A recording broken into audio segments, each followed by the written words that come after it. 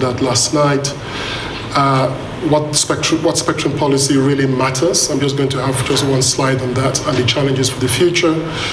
Dynamic spectrum access and examples are major today on TV white spaces, but I'm going to talk about other areas of spectrum sharing that we are really beginning to get engaged in.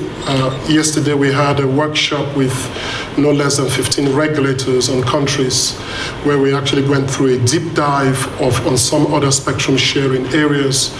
And I've got some very good feedback from a lot of the regulators in the room that was exactly the sort of sessions that we, the DSA, should not only be running here in Colombia, but across the world. We talked about other subjects as well. So in terms of the alliance, we are a global cross-industry alliance, and I really mean that global. You just have to look at my air miles over the past 2 years to realize how global we are, which we are really focused on increasing dynamic access to unused radio frequencies. If we were to really characterize the 3 principal goals that I want you to remember throughout the whole conference for what we are about, the first is really about increasing connectivity across the globe using good spectrum policy. So we are very passionate about increasing connectivity across the globe. It still remains a stubborn challenge from all the numbers you've seen from the IT, 4 billion still not connected. We think good spectrum policy, which does not necessarily translate OECD spectrum policy to the emerging markets, is very important. The next key thing is that we want to enable the Internet of Things.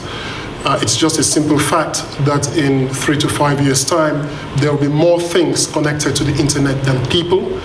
In fact, some people argue that that's already happened. So we also need to be able to welcome this new world where there are more things connected to the world and people.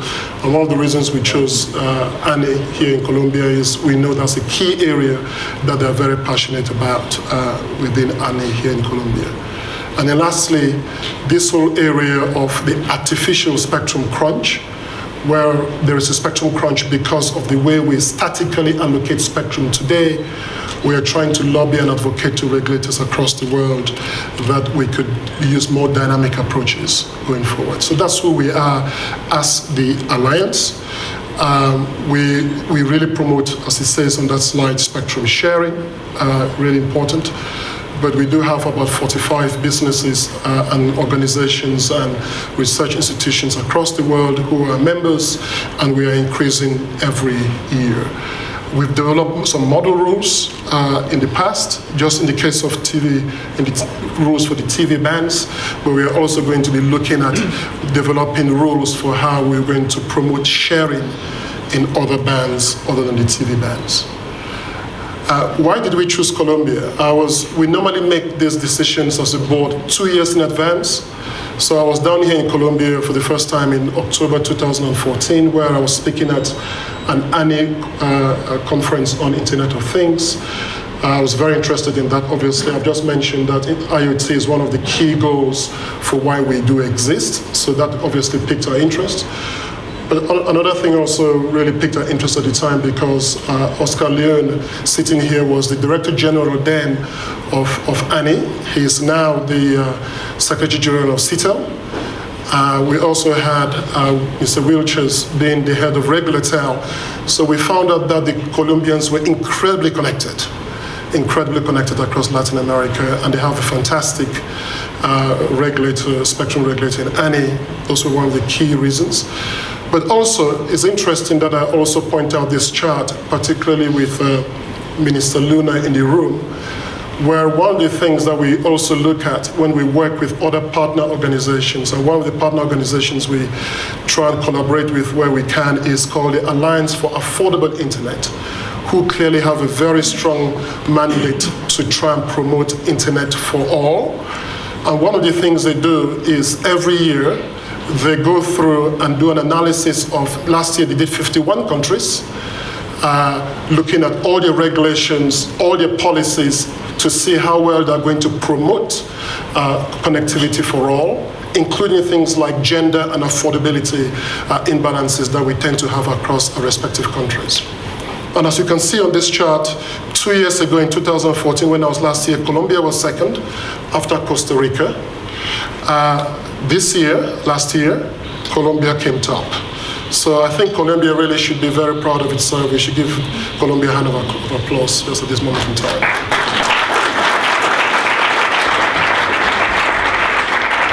Sorry, Costa Rica. I'm sure you can do better next year. Okay. This is a slide that I tend to use. I'm trying to get the most recent data from Ofcom, where I used to be. I left Ofcom 2 years ago. And I really want to emphasize that spectrum really matters. Spectrum really matters. It's not just this esoteric thing that we talk about that we don't see. It really, really matters. And the way they used to measure people like myself, what we were contributing to the UK economy is we used to always measure how much spectrum is contributing to the UK GDP year in, year out. So you can see 2000 it was just around 20 billion, 24 billion in 2002. You can see a big jump after the 3G liberalization, issue of the 3G licenses. It went up to 35 billion. We did some more liberalization and market approaches. It went up to 50 billion. I was spectrum director here at the time in the UK. We did the 4G auction here. The most recent figures I've seen is about 70 billion. And those numbers are not just numbers. Those numbers means jobs to the economies. So when people like myself go around the world advocating for good spectrum policy, it's because it genuinely translates to GDP growth in the economies and to jobs. So it's a really key important point. Really key reason why we exist, spectrum is not really utilized in most places most of the time. So this is a chart from Microsoft. Thank you to my Microsoft colleagues. It is just a fact. This is one of the key reasons why when I was at Ofcom, you've heard me say this many times before, I started kicking off a lot of dynamic spectrum access policies in the United Kingdom. This must change. Look at the case of Singapore. Singapore is one of the most smart nations in the world. They report that they're only using 6% of their spectrum in terms of spectrum utilization. That is very poor. In the UK, it was about 9%. We really want to continue to drive our spectrum utilization, and I think one way to do this is going to be through dynamic spectrum access and increased spectrum sharing. Again, everybody knows this. I got this chart from one of our key members, Carlson. 4 billion people still don't have internet access today. That's a major number, and we need to continue to work at that. But I really want to spend a few more times on these slides because the author of this particular set of numbers, very good friend of mine, Richard Thankey, is in the room, because this is the only slide in my pack which speaks to competition. And every good regulator always has competition duties. And what this slide is basically saying, which is a very interesting slide, is there are 7 billion people of us, there's 7 billion of us on Earth today. In fact, the number is 7.4 billion. But let's just pretend it's 7 billion.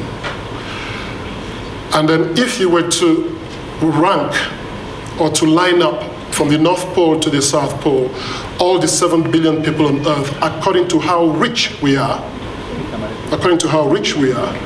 most of us in this room would be in the first billion, obviously. And if you were to find out what the average of our income is, this is using ITU and World Bank data. If you were to find out what the average of our income is, the average of our income is $29,000. And we are prepared to spend $205 on communication services every month. So this includes cable services, video services, whatever, anything that you can label communication. Second billion, you can see the number drops massively, and we are now down at 53. Third billion, 5540, the number drops to 23. But look at what happens when you get to Africa, because Africa and India dominate the 7 billion. You can see the numbers are in the $5.50 and the $2.25. So there is a significant affordability challenge to connect the next 4 billion. Significant affordability challenge to connect the next 4 billion. And for those of you who have seen the ITU numbers, you should not be surprised at all that there are about 3.2 billion people connected today, 3.3 billion connected, because beyond this number, the economics of connecting large swathes of people becomes very challenging. And so one of our key challenges from a spectrum policy perspective is, if you believe the 3GPP ecosystem is going to trickle down to connect this other 4 billion people, then anytime soon, then be my guest. I just don't believe that, genuinely, that that's going to happen anytime soon. And you don't only have to take my word for it. The Alliance for Affordable Internet put out a report just before at the Mobile World Congress saying the Sustainable Development Goals to connect everybody by 2020 is almost certainly going to be missed by 22 years. Almost certainly going to be missed by 22 years. So that's a big deal. So one of the things that we need to look at is how we change the spectrum policy, particularly for emerging markets, to take into consideration this affordability challenge, because you want to almost turn this problem on its head. Another blunt way of putting it, another really blunt way of putting it, is the way I run spectrum policy in the United Kingdom is certainly not the way I run spectrum policy in Africa.